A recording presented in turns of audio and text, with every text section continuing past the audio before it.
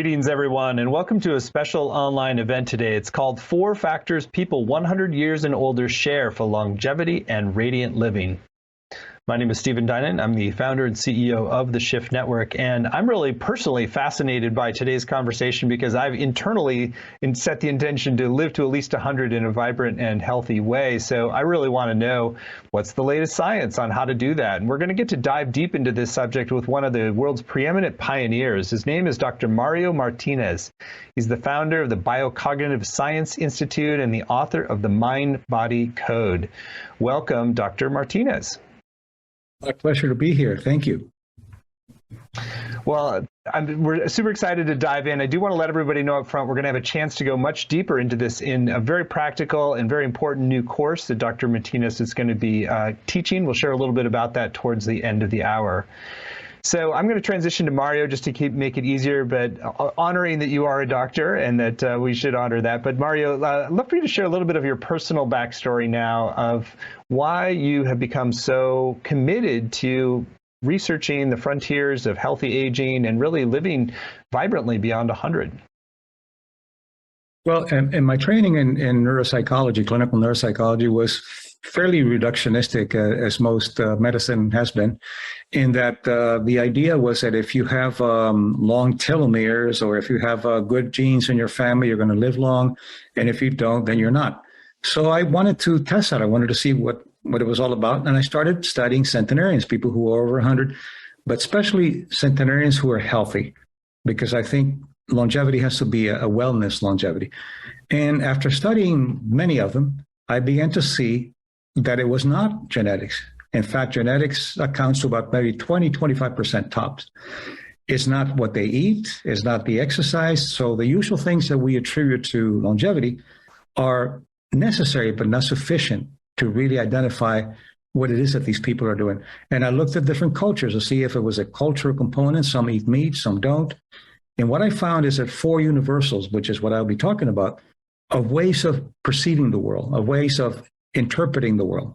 So you could eat well, you could exercise, you could meditate, you could have good thoughts, but the most important component is what is your interpretation of the world? How do you deal with joy? How do you deal with losses? How do you deal with adversity?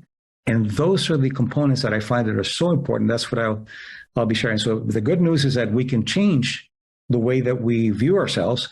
And I propose that longevity is culturally learned. It's not genetics. It's a fascinating thesis, and I'm really fascinated to dive into the different aspects for you.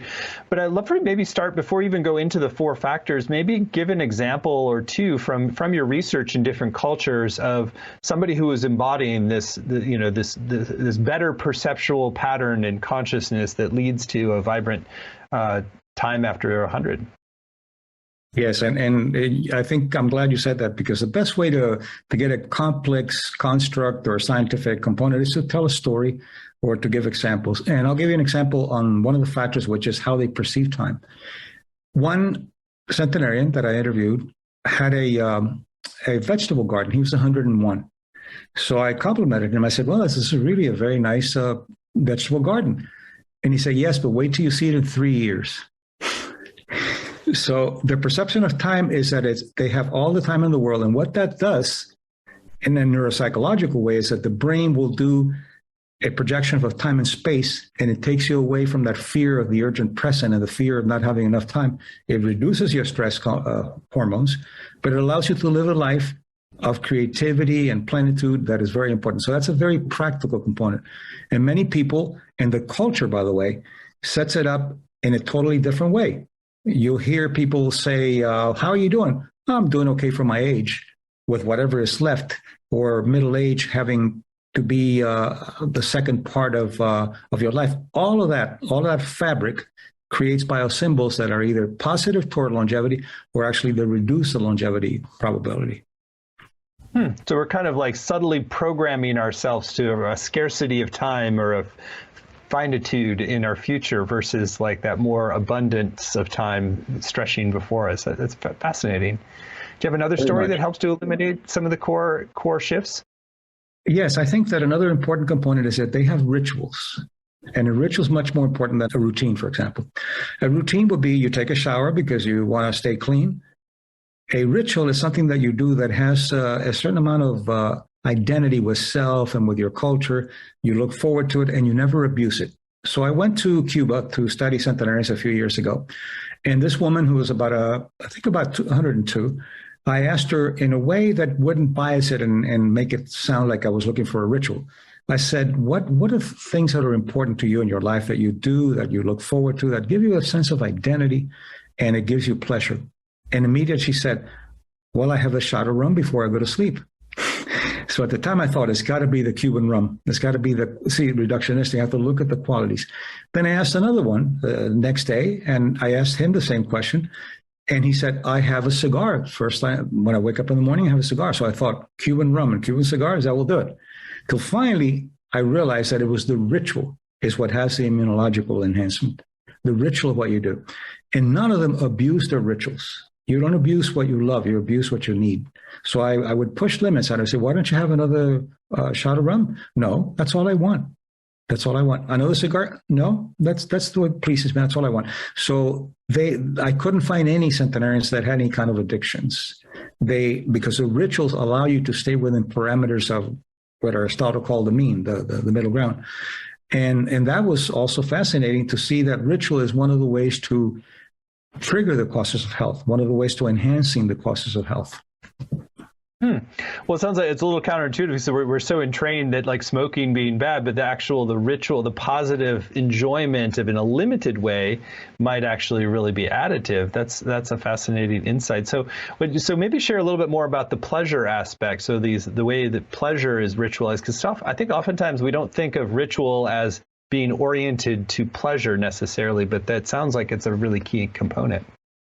Yes, and that's really an excellent point because there is a difference. You can have hedonic pleasure, which is a pleasure for pleasure in itself, like Aristotle said, or you can have a pleasure that has more meaning, what he called the eudaimonia.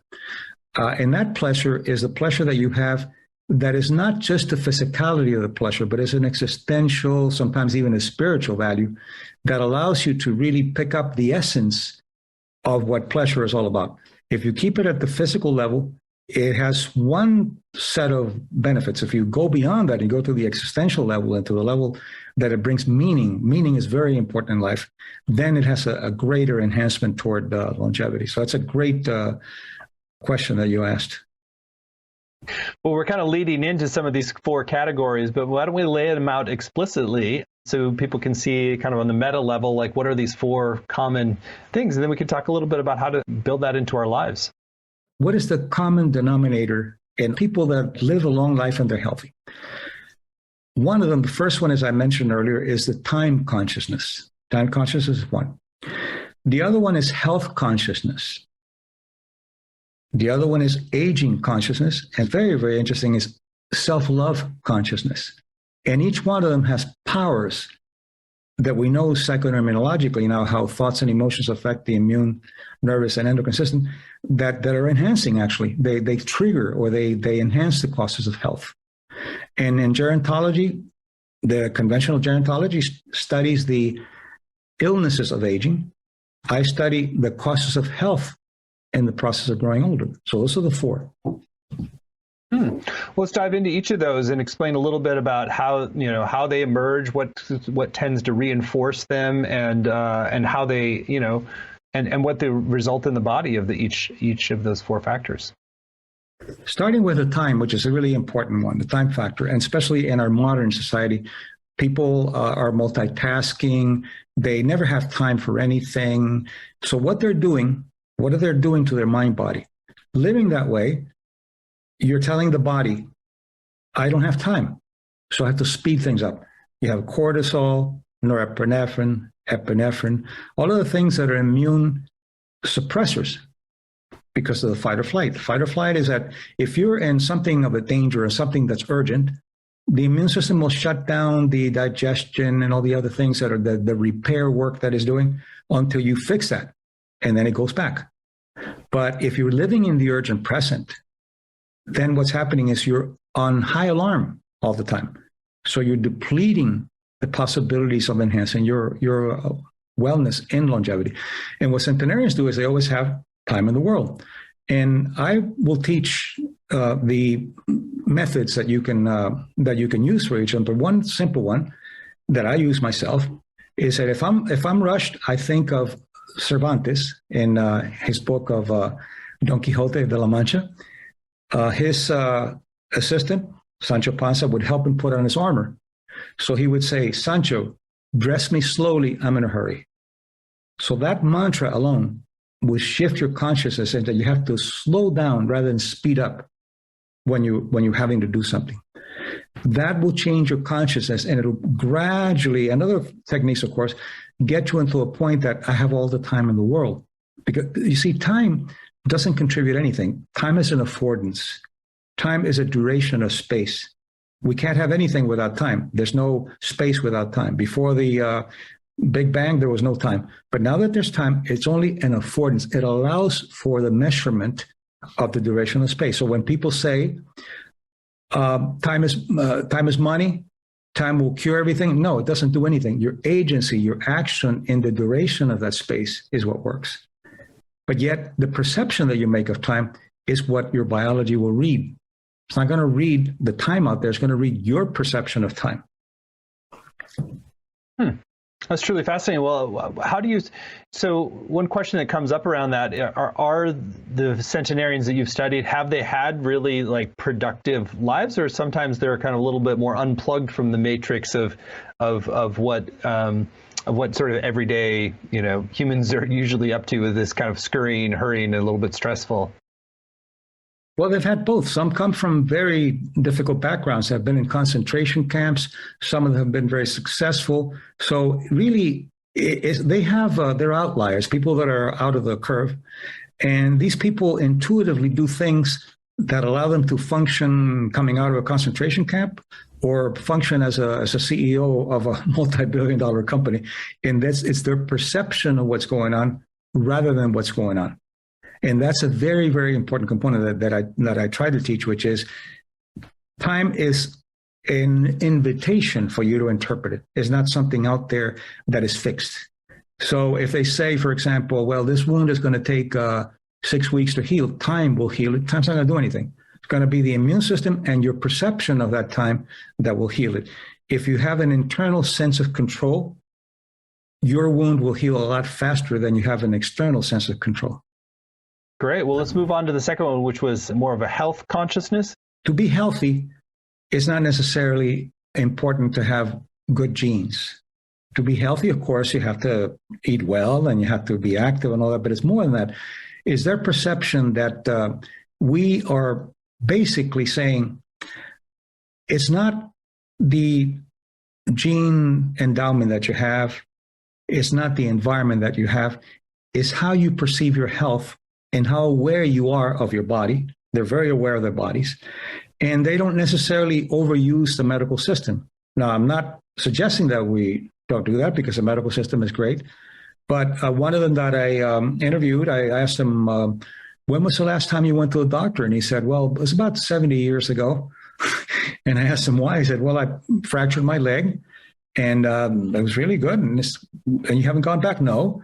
And what do your doctors say? And he said very innocently, they're all dead. I don't know. So it's a perception. So that's important, how you perceive your health as something that is endowed, but it needs to be dealt with in owning that endowment. Or another thing about it is the family illness.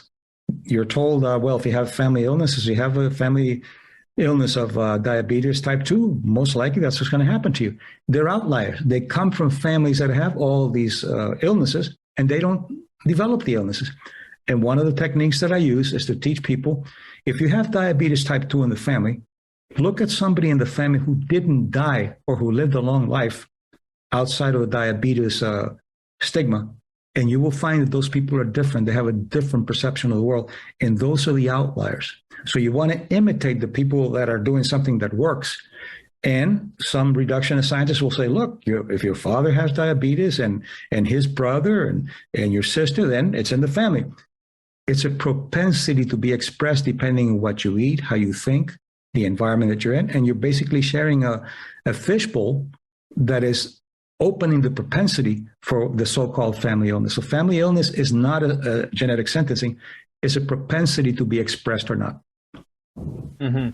So it sounds like part of where we get a little mixed up then is that we're wanting to sort of go with the averages. Oh, if it's a 60% chance that from family history, then you're sort of like, you start programming yourself, oh, I'm most likely going to get this, versus like, oh, if I just follow the 30% who didn't get it, then I can actually imitate them, and that actually programs your biology to follow suit more. Very much. And that's an important point, because in medicine and in science, we look at, unfortunately, at the normal curve, and the normal curve has an average and it has standard deviations.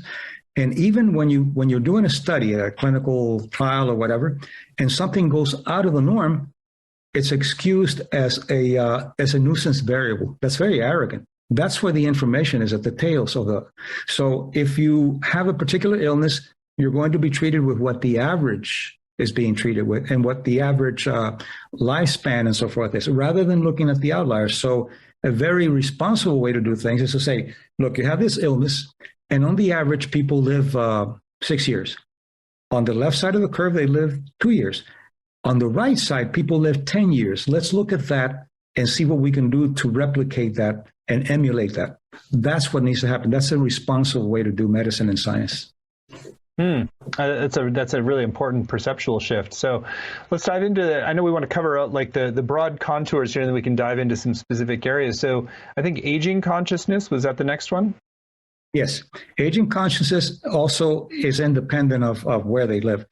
Aging consciousness, what I've done is I've tried to get a synopsis of it, a way of operationalizing it. And it's basically a difference between growing older is a passing of time, and nothing you can do. Growing older is a passing of time. Aging is what you do with that time, with the cultural beliefs that you have assimilated, and that's how they view the world. It's not just a passing of time. You can have, and now a lot of the work, I'm doing some work in Poland and epigenetics, which looks at your biological age. What matters is not how old you are, it's what kind of biological age you have. And the good news is that you can reverse that.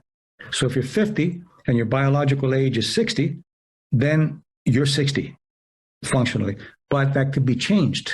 That could go back, and you can reverse that. And it doesn't have to be with medications. It has to be with mind-body methods, and of course, some eating well and all these other things.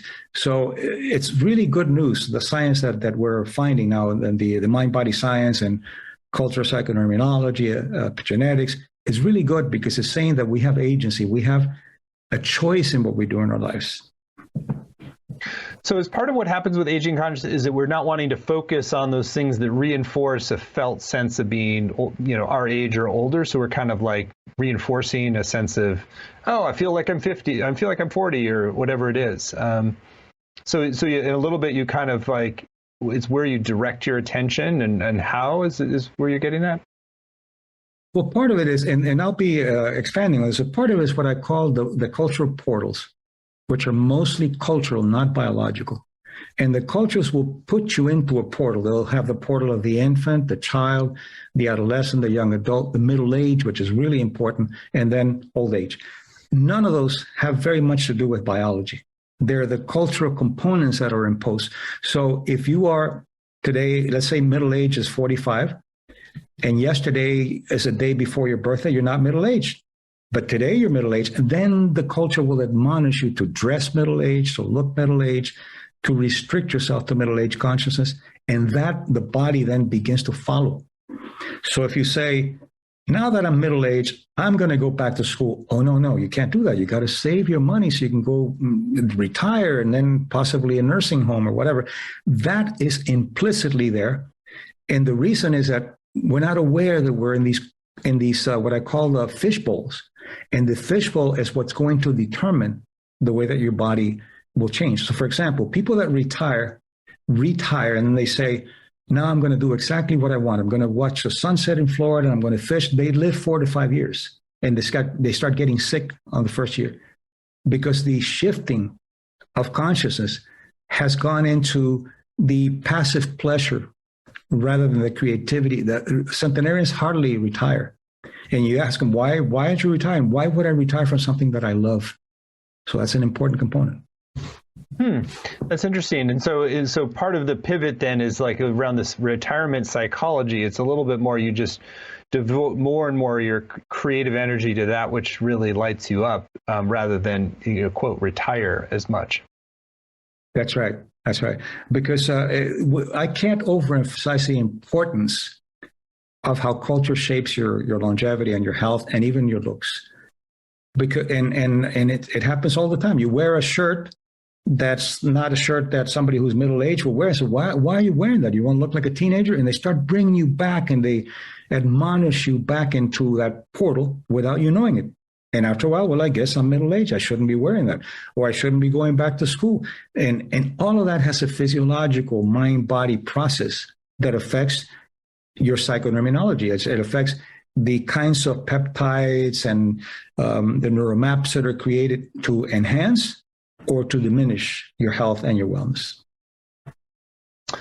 So it sounds like you're pretty strong that in the whole nature versus nurture debate around these things, it's like nurture/culture is really the sort of prime driver of how we do, and then it's very secondary, a lot of our genetics.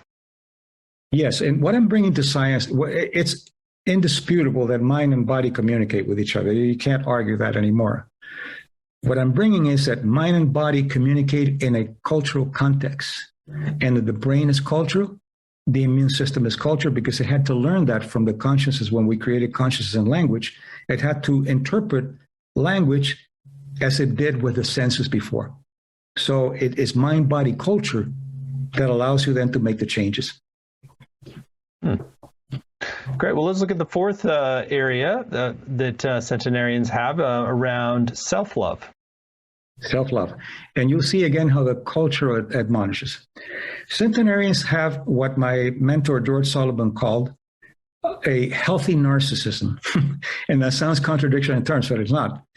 Healthy narcissism is that you value yourself very much, but it has an implicit inclusive value. I'll give you an example. One of the centenarians that I interviewed, they're treated like superstars wherever they are, because they are superstars. So they gave him a little cocktail party after I interviewed him, and there were some women around. And he comes up to me and he says, "Have you noticed how the women are in love with me?" Well, that's quite narcissistic. And if it stops there, it's narcissistic and sociopathic. But he said, inclusive, "Have you noticed how beautiful they are?" So they include the other world in their narcissism, and that's extremely healthy. Examples: people who are loved all over the world, superstars, they hurt themselves, they live a very terrible life because they don't truly believe that they're loved for who they are. So it's more important to believe that you're loved than to actually be loved. What you believe is what your biology will do. People could tell you, "I love you, you're so wonderful, you're great, you're wonderful." And if your self-esteem is not one that can accept the gift, forget it. It's not going to do any good. So I think these pivots or shifts in consciousness you're talking about are really so fascinating. And I guess the next question is, like, how do you start to take responsibility for creating them? Since a lot of times people sort of say, "Well, I'm just being authentic," or "That's my programming." So there's a way in which we don't necessarily see a lot of these things as a choice that we're making moment to moment.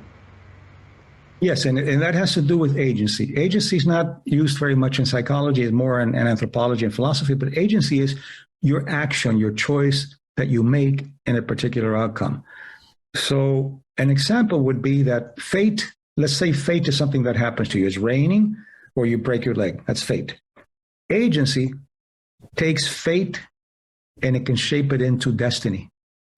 But if you are not aware of your agency or you disown your agency, then destiny becomes fate.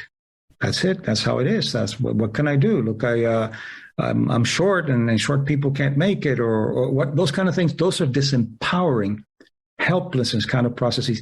And the moment that you go into disempowerment, the immune system goes into helplessness. There's studies that show that when a person feels helpless, also with animals, you can do the same thing.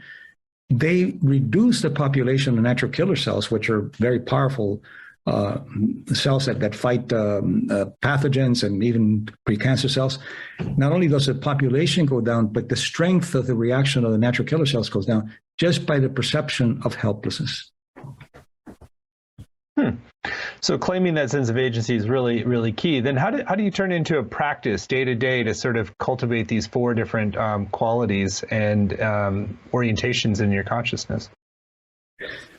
First, you do an assessment of what you're doing that you think you have no choice, and beginning to look at the choices that you have. And then you can differentiate between agency, choice, and the consequences for the choices. So for example, you're in a job that you hate, and the person will say, I hate my job. I can't quit. Why not? Oh, because I'm very close to retirement. Well, there, what you're doing is what Heidegger and other philosophers said, that you're being inauthentic. What you're doing is you're saying, I have no say in this. I have no agency in this.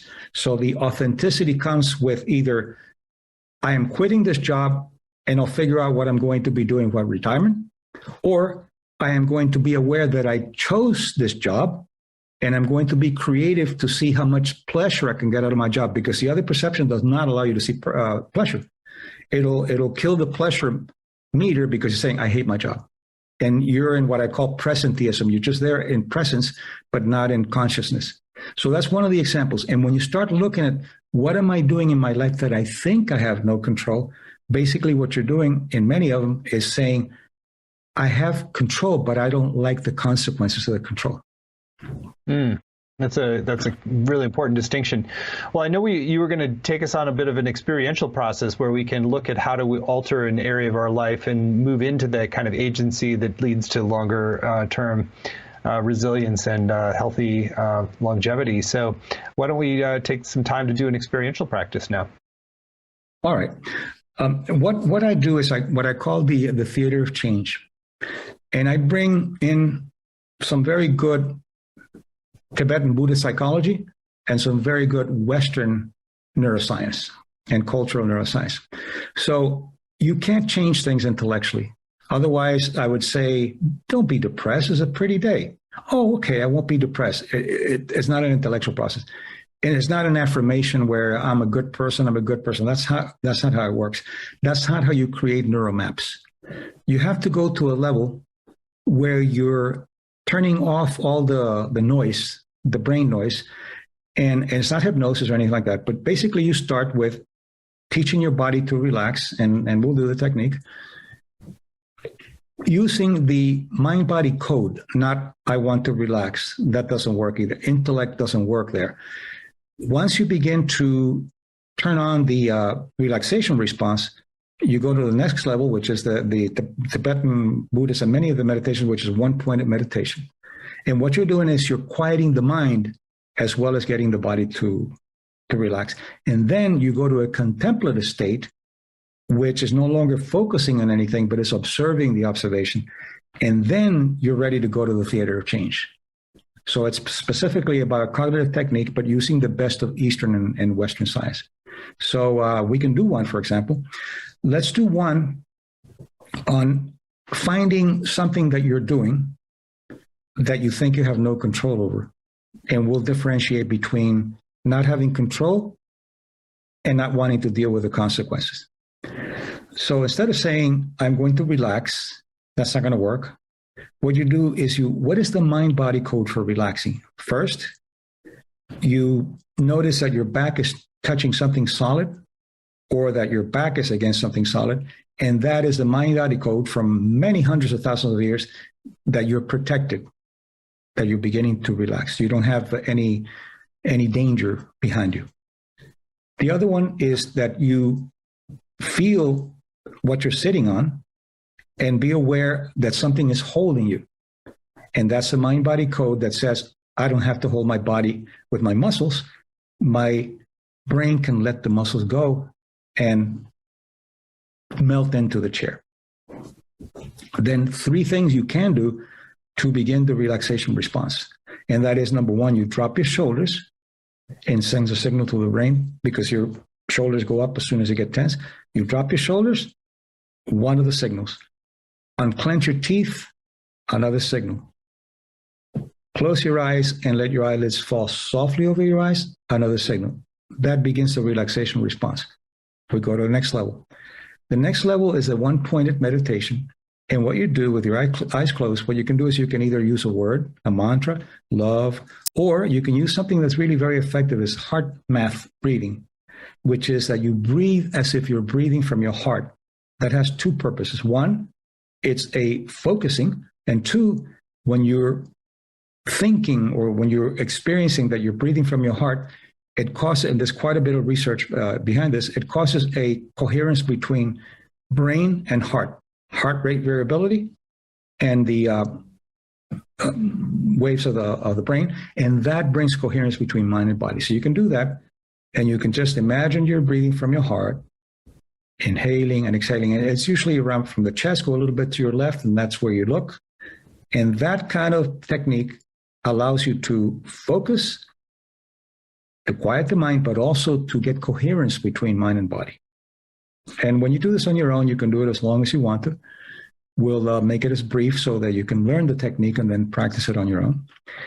That is the other level. The third level, which is the contemplative, you move away from paying attention to a word or the heart breathing, and you observe what's going on. If your eyes are closed, you're observing something dark, and that is a dark screen.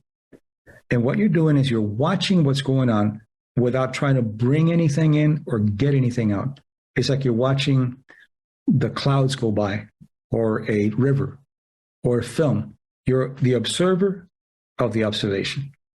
And you do that just observing. Something comes in, you don't try to get rid of it. You watch it go in, and you go back to watching the film, back and forth. And that gets you into a contemplative state beyond the one-pointed meditation.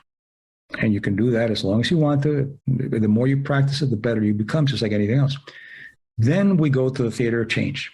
And what you do there is you imagine, you can see it in your mind, or you can imagine it, that you're going into what I call the theater of change. And that is a little theater that you own. Nobody can get in. And you are the director, you're the main character, and you're the scriptwriter. And that's really how we deal with the world. We create our theaters, and we perceive the world as if it's the world, but it's really our theater. So this metaphor is really powerful. So you imagine yourself that you're in that theater, and the director says to you, okay, you are the main character here, and I want you to go back. This main character is looking into what are the things that you think are out of control in your life, and pick one. You go back. What are my mostly out of control? And you identify, am I out of control? Or if I make an authentic decision, if I bring agency in, will I not be able to live with the consequences or not want the consequences? So for example, you are out of control because you don't exercise. Well, I can't exercise. It's just if I exercise, then it's going to take a lot of time. That is a disowning of agency. And exercise might mean that you're going to have to hurt for a while, or exercise might mean that if you look better, you may not be able to handle it because of your self-esteem. So it's a process. So pick one and begin to look at it as, how can I take agency here? And I'm going to decide, if I don't want to change it because I don't like the consequences, then how can I make this as pleasurable, as meaning as possible, because I chose for this to happen. So imagine yourself living that way. Now imagine yourself living with the ownership of what you chose, whether getting out or staying in, and embody it. Embodiment is a very important component in the theater of change. Embodying means, where does it land in your body? That feeling of the agency, where does it land? Breathe into it and allow it to be you in the world, and that creates the neural maps for the consciousness shift. You do that, and then I'll count from 1 to 5, and you can do it as long as you want. I'll count from 1 to 5. At the end of the count, I'll tell you what the next step is. So now we'll go from 1, 2, 3, 4, 5. When you open your eyes, look around to see if you notice any kind of novelty, something that you hadn't seen in the room, something that you hadn't noticed before. The moment you do that, you go into mindfulness. And coming out of a state of contemplation is good to go into mindfulness. And that's what mindfulness is, aware of novelty. You do that. Then, in order to complete the process at the neuropsychological level, you want to live as if you are that person already. So if you decided to change what you're going to change, you do it. If you decided that you don't want the consequences, then you change the perception of what the place or what the thing is, and you begin to live it.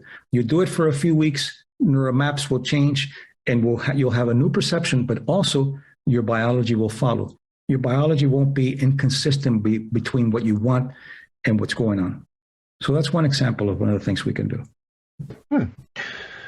There's a lot in there to unpack, and it seems like the basic trajectory is to kind of give yourself a more fully, embodied experience that then reprograms your brain, including with the actions afterwards. So you inhabit the scene. I think that's probably why you use theater, because you're inhabiting the scene that you're wanting to live into rather than just thinking about it or wishing it happens. Yes, and the Greeks used to use the theater. The theater in Greek means behold, to actually intervene with illnesses and other things. So it's a theater that we're creating. But for example, you can do a functional MRI. You can see people on an MRI on real time, and you can have them think about things and have affirmations, and you'll see some neurons firing together, and you can see a little bit of a neural map, but it doesn't last, because movement and the senses, the actual embodiment, is what allows the neural maps to get strong. And the good news is that the neural maps that you don't use, the old scripts, begin to lose their power. Although every once in a while they'll come in to kind of regain power, you tune them out and you go back to the new one, and gradually you shift your consciousness within 6 weeks. It seems like it's a very forward-looking approach. So you're not really, delving into so much of the history of why you might have a belief system or a pattern in your consciousness. It's a little bit more just like, what do you want to create moving forward, and how do you script that into your biology? It sounds like. Yes, and part of it, with the course that I'm going to be teaching, I'll be expanding on some other issues, and that is that we have to developmentally go back and see where we learned that. Not psychoanalytically. Where did we learn? Where did I learn, for example, to sabotage myself? And how was it functional at the time? And how is it not functional at the time? Anything that you do initially has a function. It loses a function, and that's when it begins to cause problems. And then I talk about archetypal wounds. 3 wounds, just like I found the way centenarians are, I found 3 ways that the culture will wound you, either with abandonment, shame, or betrayal. So you have to find out what the wound is. And one of these parts that I'll be talking about in the course is that I'll be helping you identify what the wounds are and what are the antidotes. So, for example, one of the wounds, shame, which is used extensively, even in the corporate world, we know now from psychoneurology research that shaming causes inflammation. So if you have been shamed, you carry that with you. And you carry the shaming consciousness, which then tells the mind body that there has to be some molecules of inflammation. So we will go back and see developmentally, and to be aware that you were very smart. Even if you did something that was wrong, you're very smart because it had a function at the time. So if you were, for example, physically abused or verbally abused or sexually abused, you had to develop a sense of helplessness. You had to be submissive because it was the only way you could survive, somebody bigger than you, stronger than you. But if you take that consciousness to a time where you're no longer needing to be submissive, that's when it becomes an illness.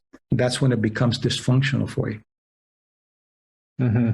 Well, it's interesting what you said about shame leading to inflammation. So in a very real way, then, shame causes disease downstream, then it sounds like, unless you intervene and reclaim your agency to script something different. It can actually, it may not cause it, but it can certainly enhance the expression of it. For example, I've worked with several hundred women with fibromyalgia. It's an autoimmune illness, not necessarily autoimmune in that the immune system fights itself, but it's an inflammatory. 99% have had some kind of a shaming wound, some kind of pro-inflammatory kind of wound. And if you don't deal with that, it's not going to get any better because the illness was learned to a certain degree. Now, it's not your fault. You never blame yourself for being sick. What you do is you ask yourself, what am I doing to enhance the illness? And what can I do to reverse or to diminish the effect of the illness? Fascinating. I know that you also want to talk a little bit about how our brain and immune system are actually culturally formed. I'd love for you to share a little bit more about that whole, it builds upon what you've been sharing here today, but I think it sounds like it goes deeper. Yes. Yes, and I like to do that because a lot of people will talk about, okay, the mind and body communicate and your thoughts and your words, but where does that come from? And that's where anthropology comes in. I bring a lot of cultural anthropology into my work in biocognition. Let's go back. We're Homo sapiens, and we're basically about 150,000 years old. We came from the Cro-Magnons and so forth. But around 40,000 years ago, maybe 50,000 years ago, something happened and we developed a consciousness. And we know that the consciousness was developed because people started burying their dead.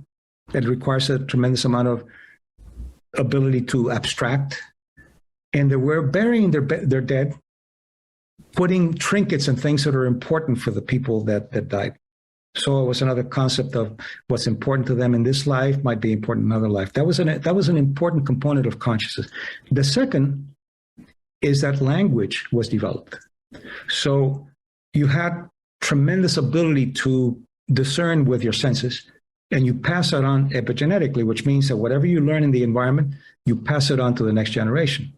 So the senses were really very good and you pass that on. But then you didn't have to smell a lion 300 feet away. You could say, there's a lion there.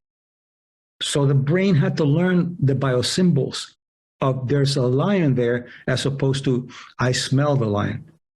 So then the words became biosymbolic. And when they became biosymbolic, then words have meaning that can hurt you just like pathogens. So then you can say, why are you so stupid? Those are words. That's blah, blah, blah. Those are words. And yet the immune system responds as if there's some kind of pathogen there, and you begin to secrete other molecules of inflammation. So we're a bioinformational field because of the way we develop our consciousness. Well, fascinating. Well, there's so many threads that you're weaving together and really opening up a whole new perspective on how to age really gracefully and beautifully and in a way that really leads to a high quality of life. So I want to spend some time talking more explicitly about your upcoming program because we really aim at Shift not to just inspire people with some interesting ideas, but really to make profound shifts in your life, that we want your life to be better. And Dr. Martinez clearly has an extraordinary background of studying the best thinking on this, integrating the modern science, psychology, mindfulness, and really understanding how you can really design your life in a way that allows you to be healthy and thriving, even over 100. So the program that we are offering with Dr. Martinez is called 4 Longevity Factors of People Who Live Happily and Healthy to 100 Plus. Discover how cultural beliefs are more powerful than genetics. You can find it laid out in detail at the URL agingbeliefs.com, agingbeliefs.com, and it really is addressing the whole topic of aging on the consciousness level. This is a way to intervene in those patterns that might be taking you down a pathway you don't want to go on and help to shape a pathway where you're the agent of your own destiny path and that you are really sculpting your life and belief system in a way that leads to optimum results. So again, you can find all the details at agingbeliefs.com. But Dr. Martinez, I'd love for you to share in your own words, like why take this journey with you? What is the benefit of spending 7 weeks and really getting the foundations of this built in your life? First, because it turns conventional science upside down.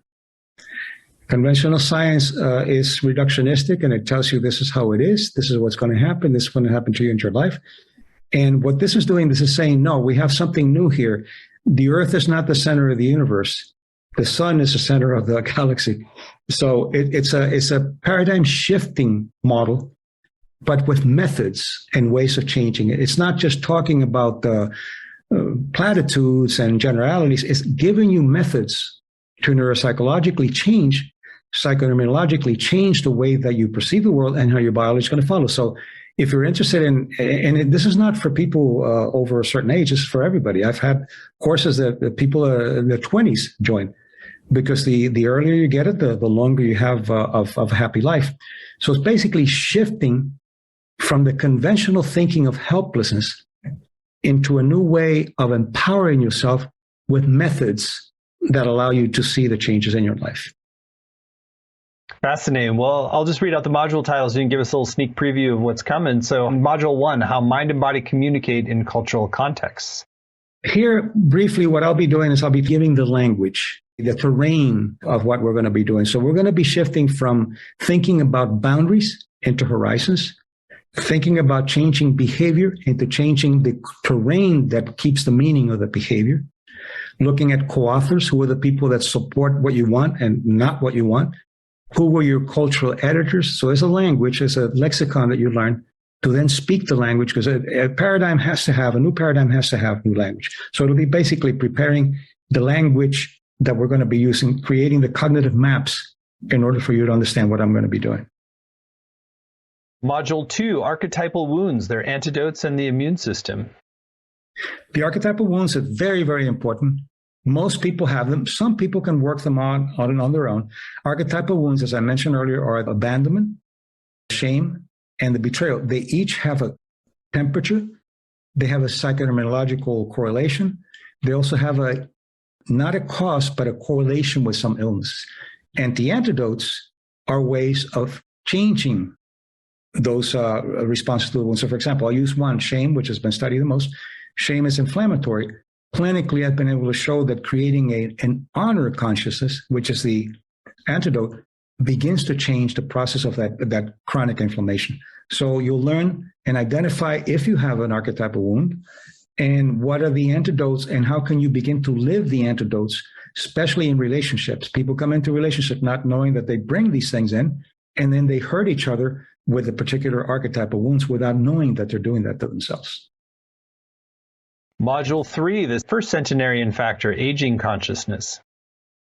The aging consciousness will be understanding where you learned your way of perceiving time and space, how has it served you, how has it not served you, and how can we begin to change then that centenarian consciousness into your life, and allowing you then to see that whether you're 50 or 100, that you have all the time in the world and the perception of what you're going to be doing.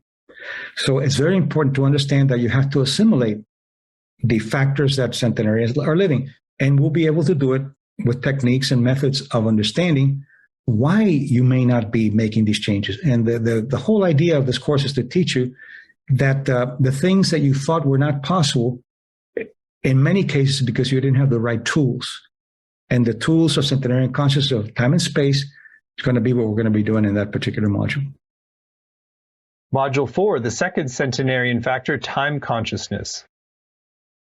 The time consciousness will be, how much are you living? We assess that. How much are you living in the urgent present? And the urgent present teaches your body gastrointestinal problems, hypertension, reflux, all these things, because you're not giving time for the system to support itself. Are you eating with your laptop? Things like that. So it'll be a way of assessing what is your perception of time and where do you see yourself in the cultural portal. Do you see yourself as middle-aged? You see yourself as old, senior citizen, whatever, and we get out of that and we go into what I call agelessness consciousness, and you stop telling your age, so you stop getting pegged into the portals. The third centenarian factor, health consciousness. The health consciousness would be to define with good science the myth of family illness as being a genetic sentence. It is a propensity. It is a way of perceiving the world that triggers in the propensity for it to happen, and ways of finding how you can come out of that. How can you improve? In some cases, you can't change the illness, but you can certainly improve the situation. There's research by Ellen Langer and others, a colleague at Harvard, who's found that context, cultural context, has a lot to do with, for example, how much insulin you need if you're diabetic type 2, or if you are a chronic pain. The context will have a differentiating effect. So we're going to identify that, and we're going to identify how to change, always with methods and always with science to back it up. Module 6, the fourth centenarian factor, self-love consciousness. Self-love consciousness is going to be a lot of fun because our culture teaches to have a mixed message about who we are. Succeed, be good, be the best you can, and then when somebody acknowledges it, deny it or diminish it. I love your shirt. Oh, it's an old shirt. You're killing the possibility for immune enhancing with serotonin, endorphins, oxytocin, and what you're doing is an old shirt. It's a shaming. So what are you doing? You're creating a little bit of inflammation. So self-love is extremely important. And self-love is something that needs to be worked out, not in a narcissistic way. And I'll give examples like, for example, one 102-year-old woman who was beautiful. I said, "You're beautiful." And she said, "Oh, thank you. I've always been beautiful. Ever since I was a little girl, I was beautiful."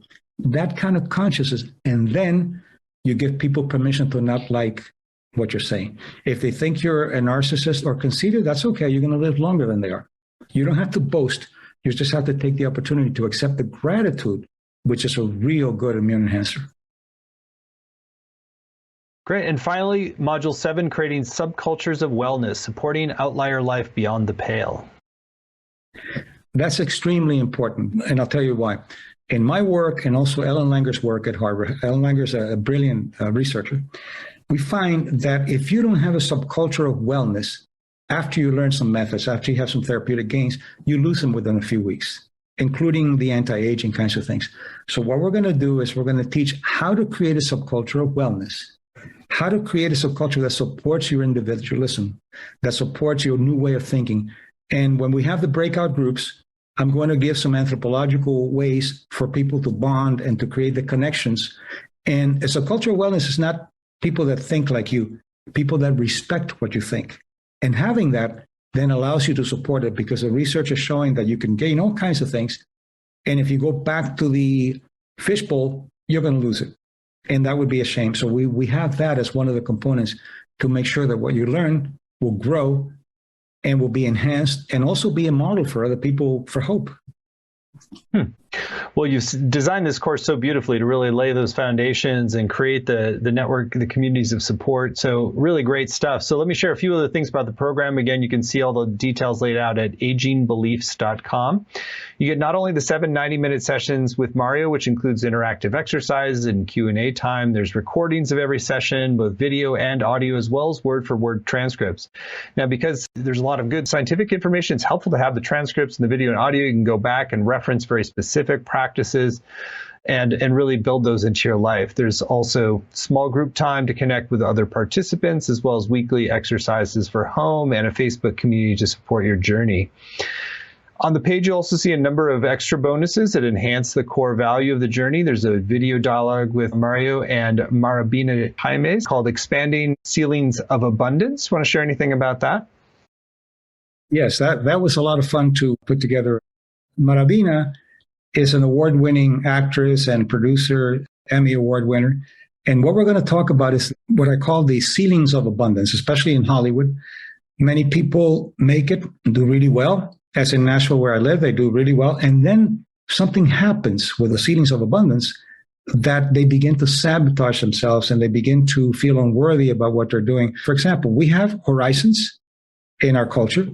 And one horizon would be when the train was invented, the fastest that you could go was as fast as a horse could go, which is maybe 30 miles an hour. And the doctors would say, well, the body was made for that. Can't go further than that. So then the train was invented, which went up to 50, 60 miles an hour. And people were developing what's called rail back disorder, which means that you're going too fast. The body wasn't made for that. So see, that's a horizon that needed to be broken. Gradually, it was worked out and assimilated. Well, now we go 600 miles on a plane and nothing happens. Otis, when he invented the elevator, you go up and down, and you're not supposed to do that. You're supposed to go through the stairs, and people were having nosebleed. How many people have nosebleed now? So those are the cultural horizons, but we have individual horizons also that need to be addressed. And I'll show you some methods of how to actually assimilate and increase the ceilings of abundance so you can do well without getting sick or without sabotaging yourself. Some fascinating examples there, and really what a great extra bonus. So that's worth the investment alone in the program. There's a number of other ones on the page as well. There's an excerpt from The Phoenix Self in Search of Methuselah, Dr. Martinez's groundbreaking book. There's a video dialogue with him in Baisakhi Saha called How Cultures Shape Our Self-Valuation and Sense of Worthiness. And then there's a special 5 extra bonuses actually that come from our Science of Healing Summit. This is the preeminent global online summit every year, really features some of the pioneers in consciousness science.